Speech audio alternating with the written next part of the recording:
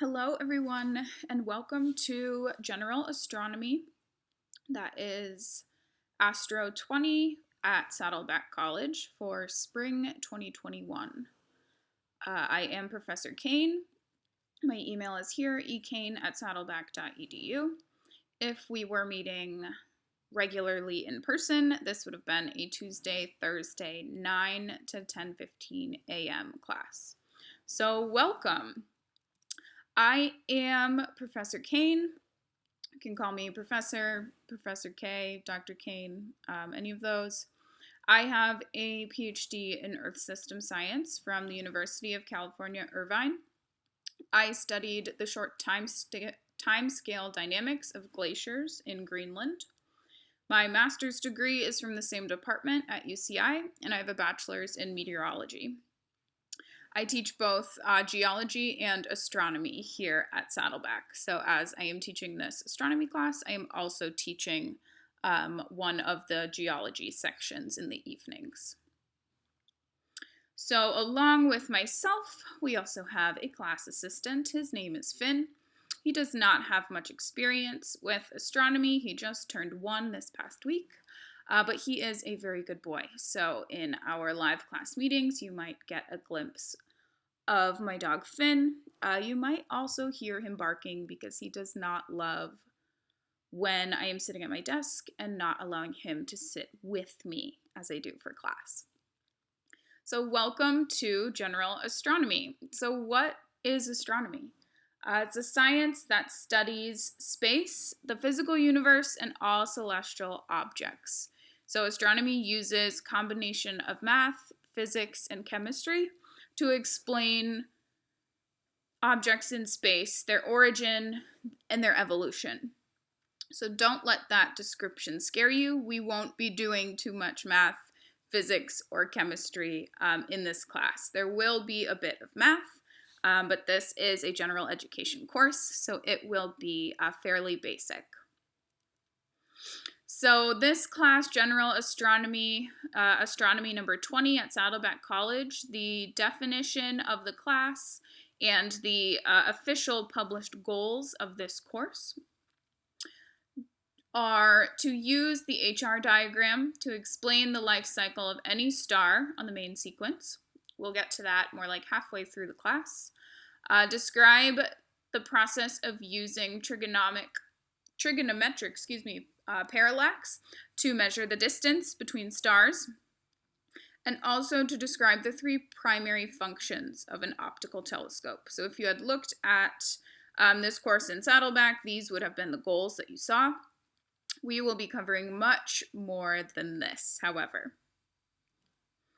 For this class, the course uses this textbook called Horizons. It's by Seeds and Bachman. You won't have any assignments based from this textbook, but it is a very good resource to have. Please don't bother spending top price on the brand new version. This is the 14th version here, this pink and blue cover. Any version 10 plus will be great. I bought this 13th version on Amazon, I think for $12. Please don't feel the need to buy the very expensive brand new version if you are able to find an older edition. They are very, very similar. As long as you're looking at the right chapter, there isn't going to be very much that is missing. So in this class, you are going to want to have a notebook, pen and pencil to take notes, or your laptop or your iPad to take notes, whichever you prefer. And then, of course, access to Canvas, as this is an online course. All of your assignments and grades will be in Canvas. So this class is made up of a couple of different components. So we will have in-class assignments, and by in-class I mean on Zoom. So assignments that we will complete together on Zoom. There will be, there's one of those per week. There's also weekly homework assignments. You will have 2 tests and then a final exam. So there's 2 tests and then a cumulative final exam. Then there will be a couple of extra points. So 2% of your grade I call extra points. Now, The in-class assignments are a range of different activities that you will complete in groups while we meet live on Zoom. So we're going to meet Thursdays at 9 a.m., so only once a week. So this class, if we were in person, we would be in the classroom both Tuesdays and Thursdays. For this hybrid online version of the class, we're only going to meet on Zoom on Thursdays. So Thursdays at 9, we'll do a little recap of the week, and then we will break out into rooms and work on the assignment for the week. There's also a homework assignment. So each week you will individually complete your homework assignment. The homework assignment will be due Wednesday night before our in-class meeting. So for the homework, you're going to want to watch these lecture videos, take a look at the lecture slides, and then feel free to read through the textbook chapters as well. And then 2 non-cumulative tests and our final exam. Now those extra points that I mentioned are going to be for completing the course evaluations. So the course evaluations will be completely anonymous, and you will get the points by just completing them. So all you have to do is submit the course evaluation halfway through the class and then at the end of the class, and you'll get that 2%. I will send out many reminders about the course evaluations. So if you go to our Canvas site, the main page is going to look something like this. So here is my information and our class information, my email address right here.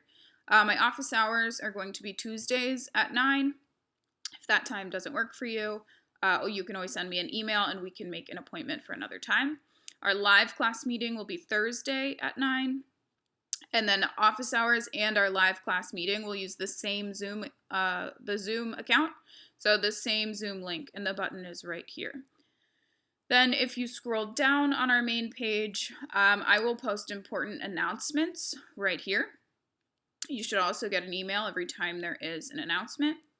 If you scroll down even further, you will see our calendar. So this is the course calendar on the main page of Canvas. So each week, the current week will be in maroon. So right now, week 1, you will see that week 1 is in the maroon color. Next week, week 2 will be in maroon. So you'll click on this week to access everything you need to complete for the week. There's also a button for the home page at the bottom of every page. Well, that will bring you back to this main page. And the syllabus button will download the PDF of the course syllabus, which please take a look at that. When you click on week 1, for example, this is the page for week 1. Here we have the goals, the plans for the week. Here we have the link to our Zoom class, Thursdays at 9 a.m. That's the same link that's linked on the first page.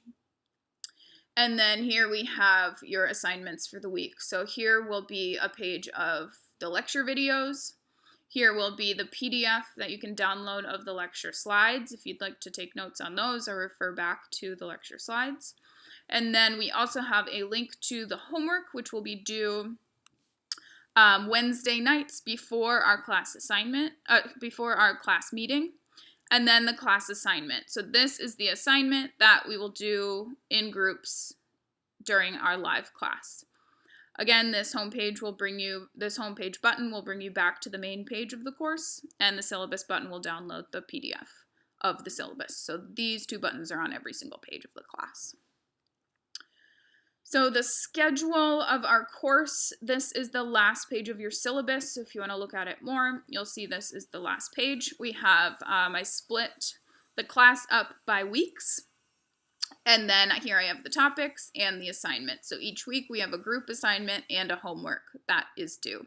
So feel free to take a look at this in more detail on the last page of the syllabus if you want to see when we will be getting to certain topics you might be interested in.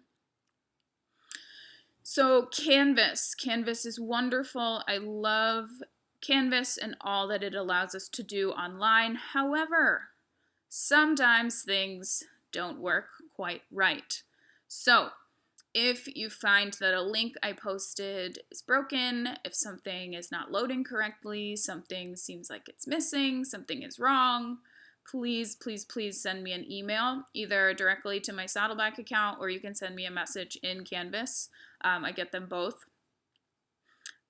Because if you are noticing something is wrong on the Canvas page, that probably means everybody is noticing that something is wrong, and I have not yet fixed it. So please, if you find that there's an issue, the image is missing from the homework question, or there's no answers written in a multiple choice question, something like that, please let me know so I can fix it as soon as possible.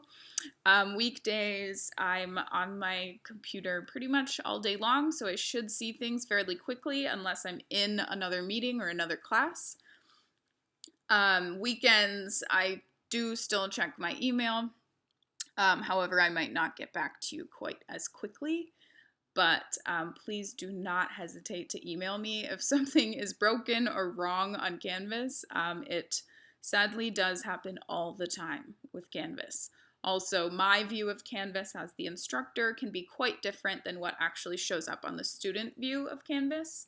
And sometimes there's no way for me to know that something is missing or broken or not quite right until somebody tells me.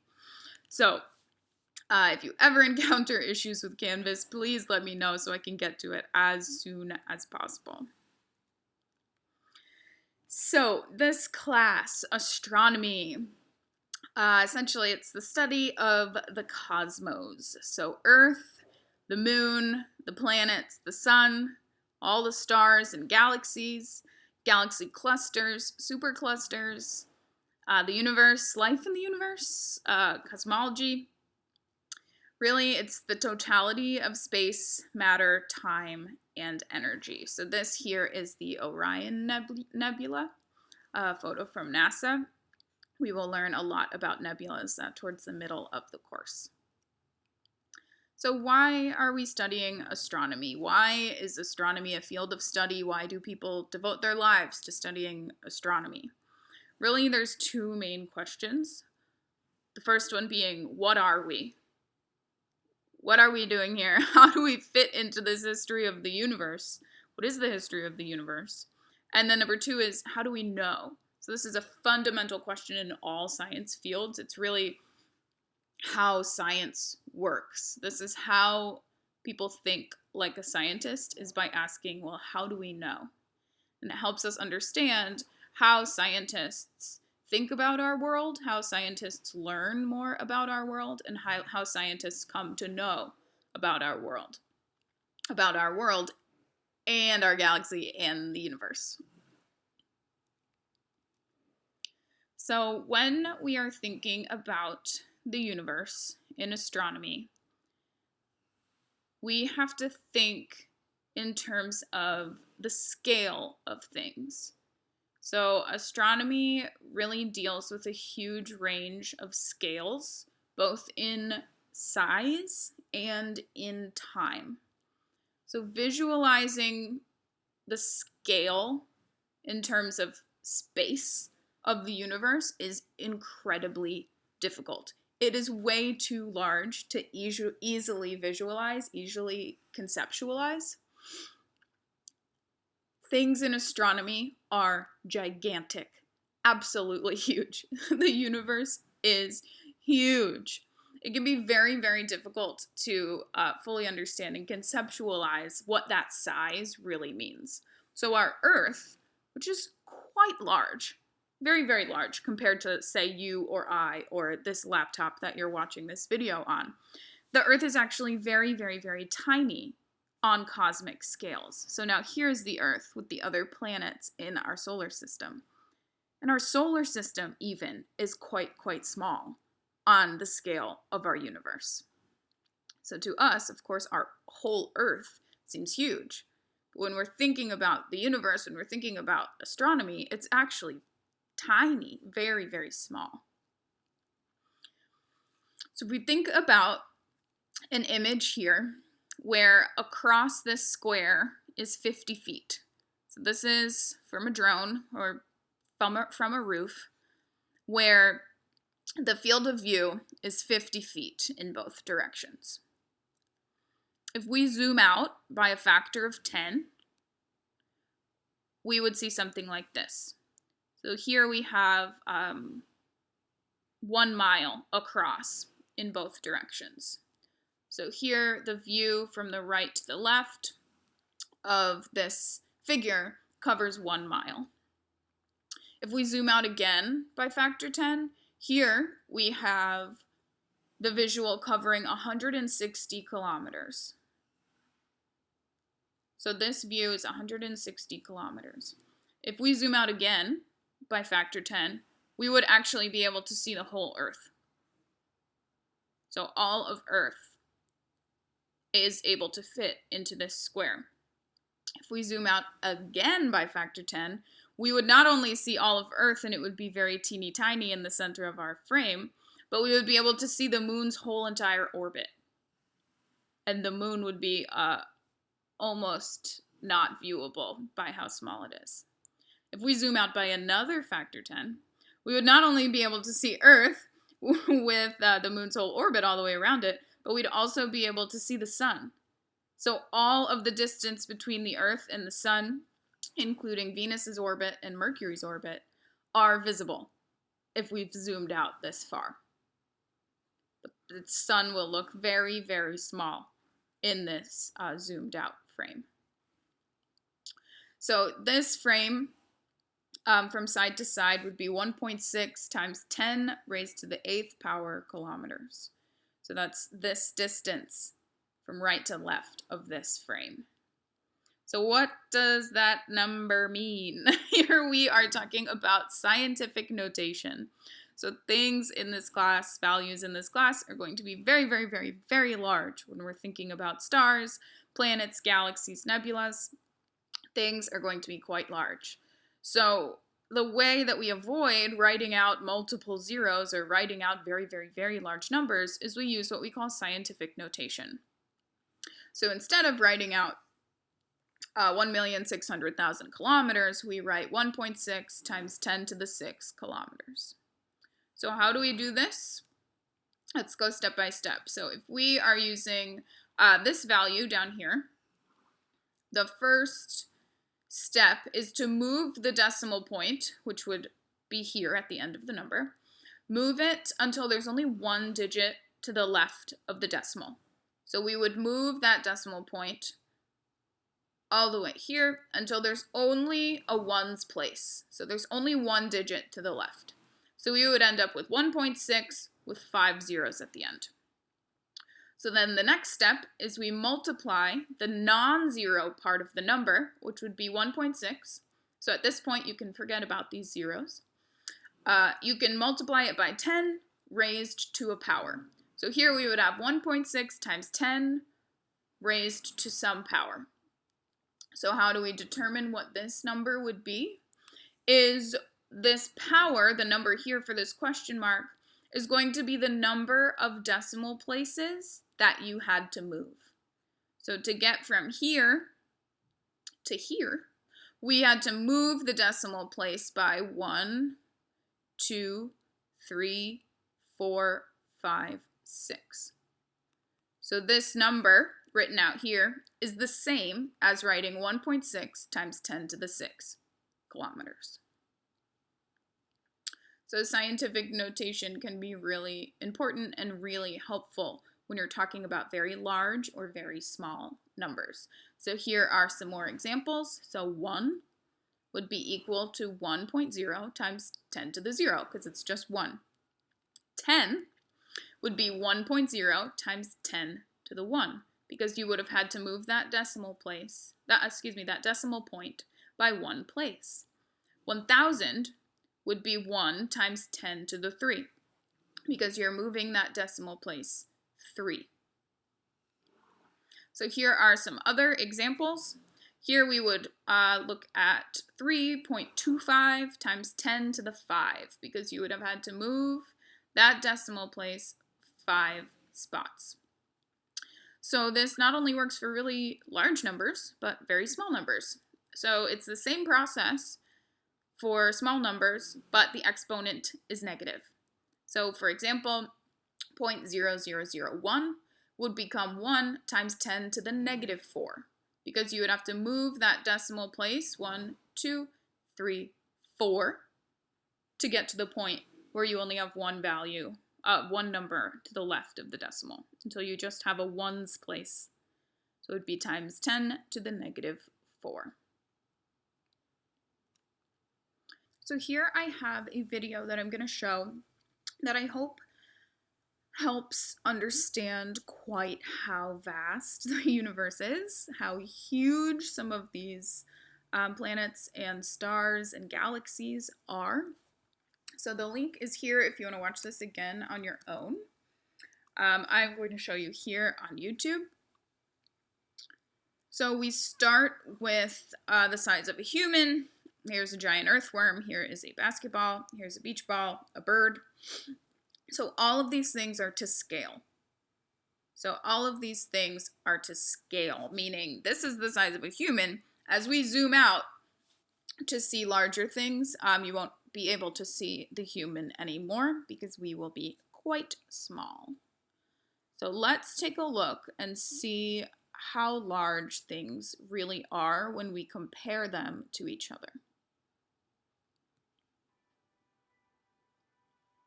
So here's an elephant, a redwood tree, the pyramids, Mount Everest. There's some states now, the size of these states. Here's the size of the state of California. Here's Pluto. Here's the US, Earth. Here are the other planets in our solar system. Here we have the sun, which is actually quite a small star. Here we have our North Star, Polaris. We can't even see the size of the sun anymore now that we're comparing to these bigger stars.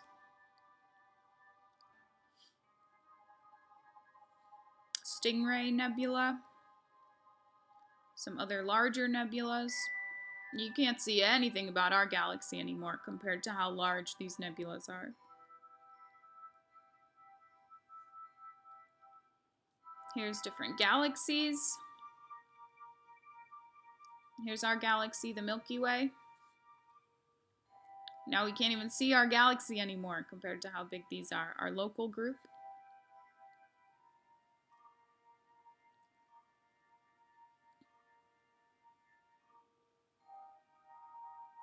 Our observable universe, what we've been able to observe, and the estimated size of what we think our universe is.